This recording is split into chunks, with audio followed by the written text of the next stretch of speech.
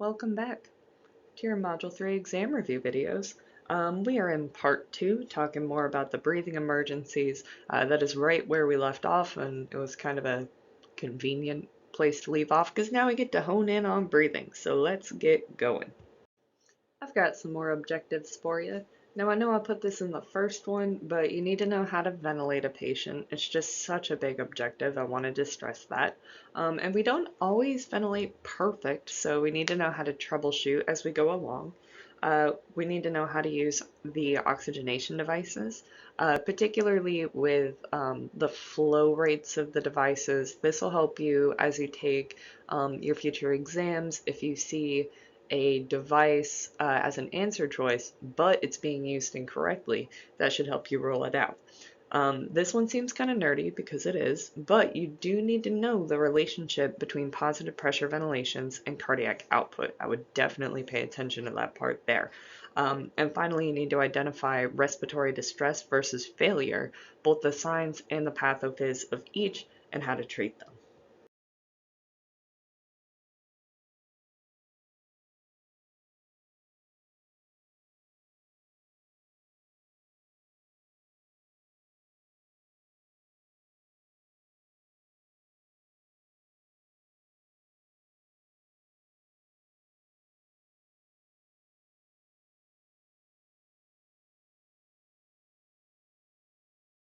I'm going to go through our lower airway obstructions by category of breath sound, really.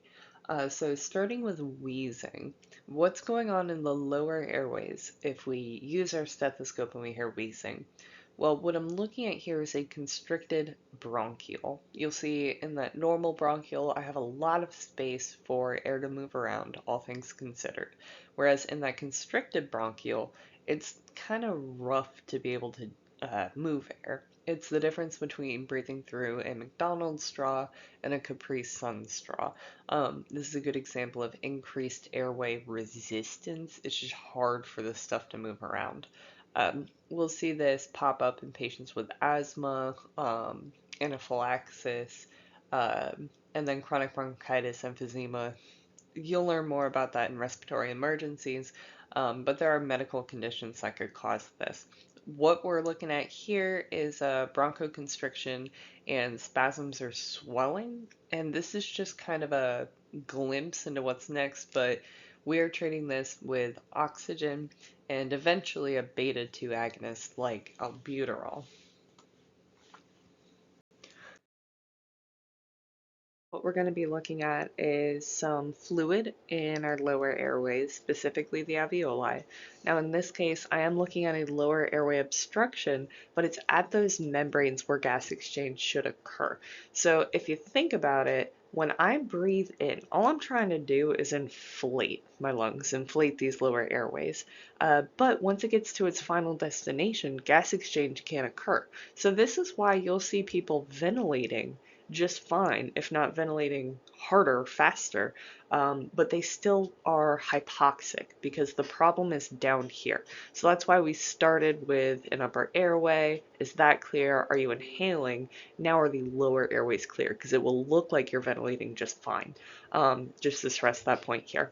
Now, where you'll see crackles is in cases of ARDS, congestive heart failure, which we'll learn more about throughout the course. And what we're looking at here is fluid backup. It's not necessarily that some water went down the wrong pipe.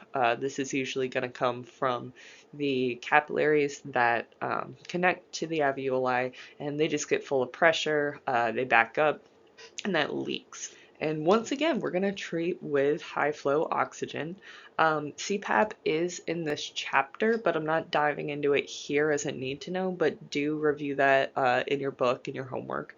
And again, a look ahead, we have nitroglycerin and aspirin we'll be able to use for these guys too. Finally, we have Ronchi. Ronchi is kind of like rails in that we're looking at a fluid, and it's going to sound kind of crackly, but it's really thick. To me, it sounds kind of crunchy. Now, what this is the overproduction of mucus, very common in pneumonia, chronic bronchitis, and emphysema. Um, which again you'll learn more about later. I keep saying that, but it's true. Now, if you think about how air moves through thin fluids, like if you were blowing bubbles into a glass of water, that's where you're getting that rails sound. It's very thin. It's at the bottom bases. I combined those two words. But here, this thick mucus doesn't really fit in the bases, so you'll tend to see this just a smidge higher up in these lower airways.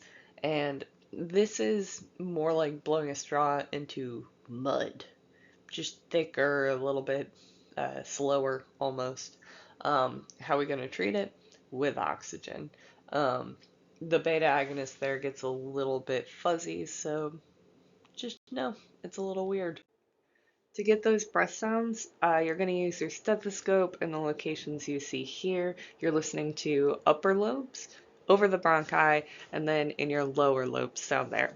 Now, you're going to get breath sounds to get the reason, really, that these patients are short of breath.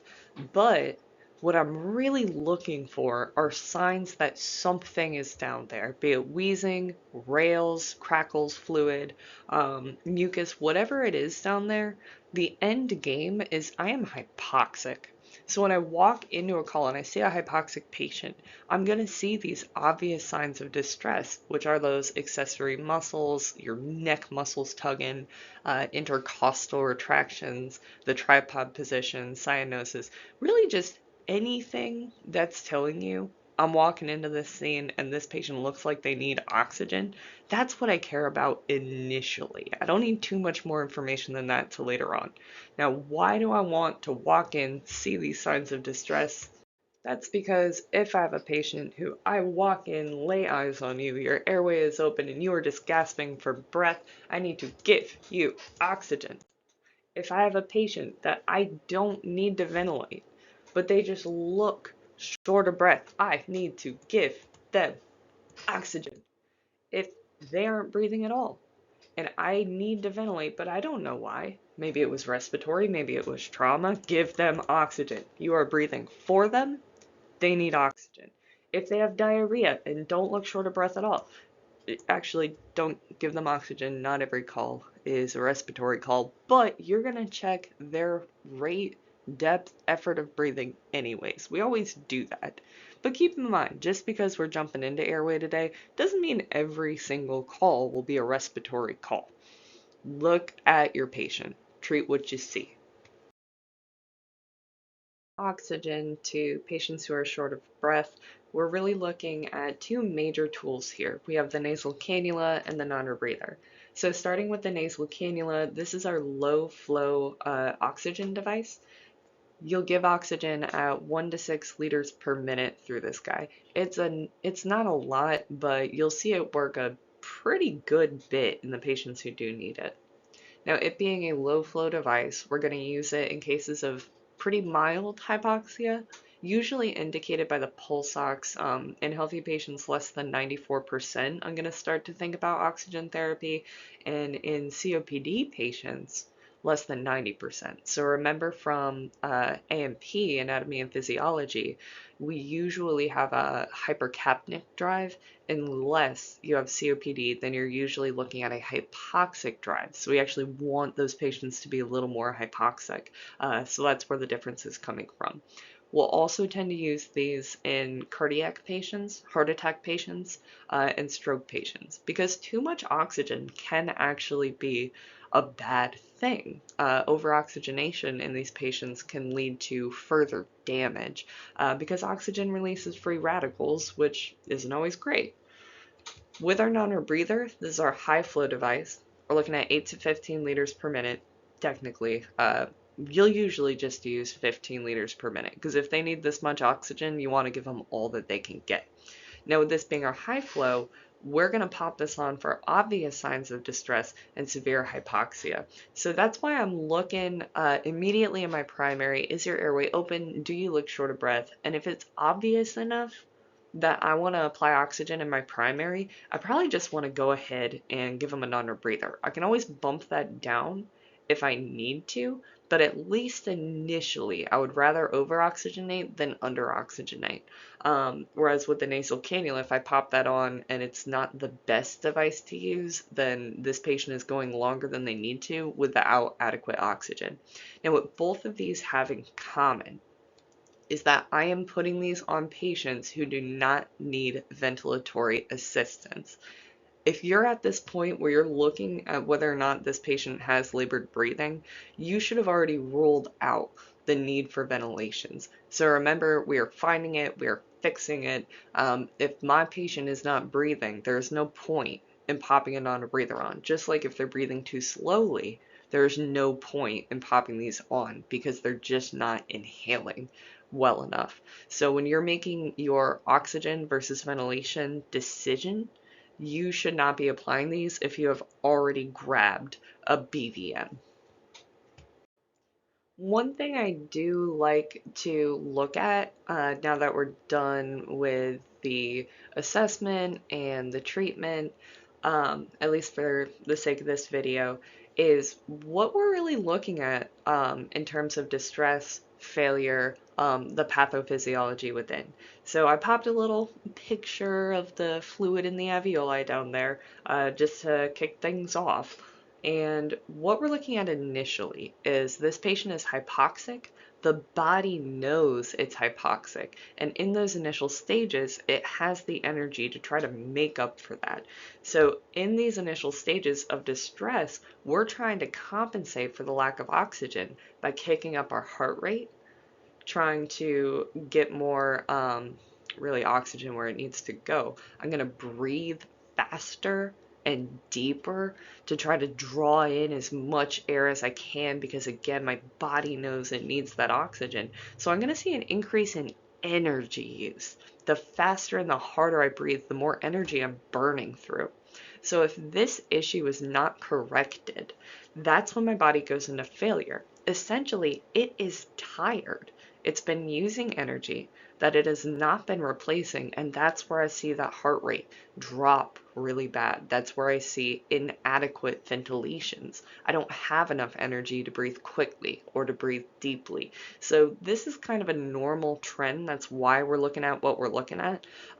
This isn't going to apply to every single patient. We might see patients who look like they're in failure who are inadequately ventilating for any number of reasons. But in a kind of classic sense, this is where that difference between distress and failure is really coming from. Is my body compensating or not? And finally, to wrap everything up, we know that this airway has to be open before I'm worried about breathing. But if I see signs of respiratory distress, I'm thinking a perfusion issue, a respiration issue. There is something in those lower airways that is not letting oxygen through.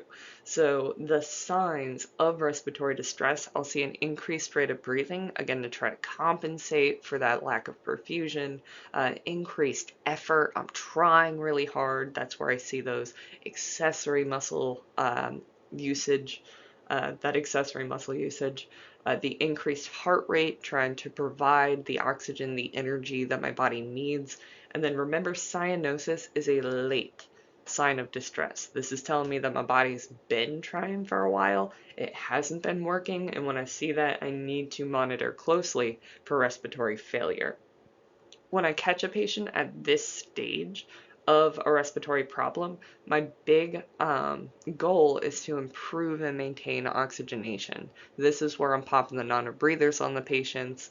Not usually a nasal cannula if it's this obvious, but keep that in mind for, again, your stroke and cardiac patients.